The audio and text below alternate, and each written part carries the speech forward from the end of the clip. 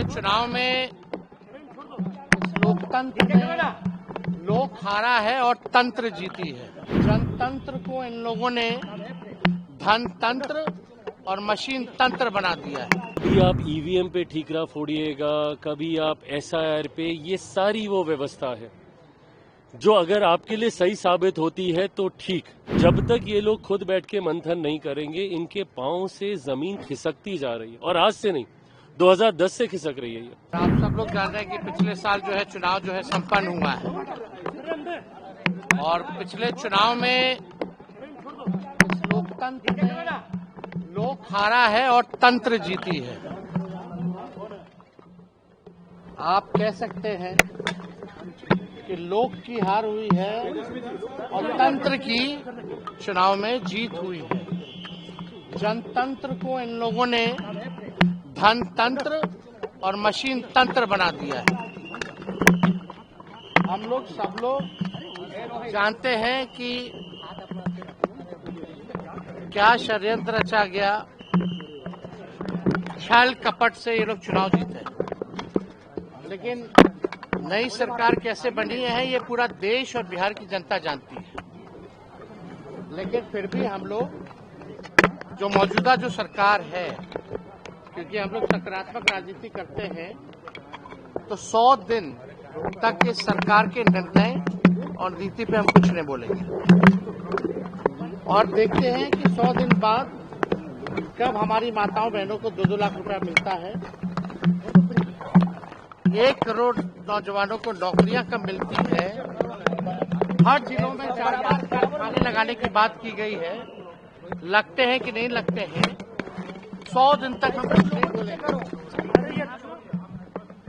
और ये सरकार की जिम्मेदारी है कि जो घोषणा पत्र इन लोगों ने जो जारी किया है, उस घोषणा पत्र को जमीन पर अमल करने का काम करें। जनादेश का इस तरीके से अपमान करना ही इनके जनादेश चोरी का कारण बना है। जो ये वोट चोरी की बात करते हैं ना, इनका आधार चोरी हो गया, इनका जनाधार चोरी हो गया। और उसका कारण ही यही रहा है कि जिस तरीके से ये लोग लोकतंत्र नहीं तो तंत्र जीता, कभी आप ईवीएम पे ठीकरा फोड़िएगा, कभी आप एसआईआर पे, ये सारी वो व्यवस्था है जो अगर आपके लिए सही साबित होती है तो ठीक, बट अगर नहीं तो फिर गलत।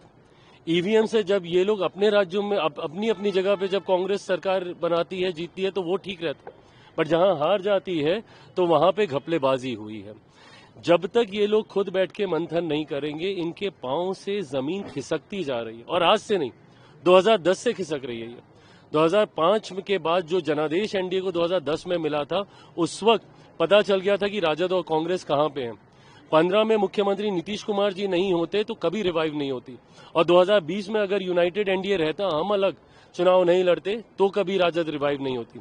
तो ये तो अपना जनादेश, अपना आधार, इनके पांव के तले की जमीन पूरी तरीके से खिसक चुकी है। उस पे निराशा इनके पार्टी के विधायक, नेता, कार्यकर्ताओं को है इनके मौन रहने से। गलत है ये। लंबे समय तक सत्र चलता है, आप नेता प्रतिपक्ष हैं, आप कोई एक सामान्य विधायक नहीं है, एक पद पर हैं। जब सत्र चलता है आप सत्र में नहीं रहते।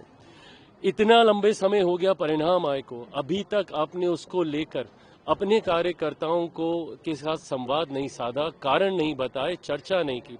ये मंथन नहीं करेंगे तो आज ये लोग बड़ी मुश्किल से डबल डिजिट में पहुंचे हैं। वो दिन दूर नहीं जब संभवतः नेता प्रतिपक्ष का पद के जितनी संख्या भी शायद विपक्ष के पास ना हो। वीके न्यूज, राष्ट्र के नाम।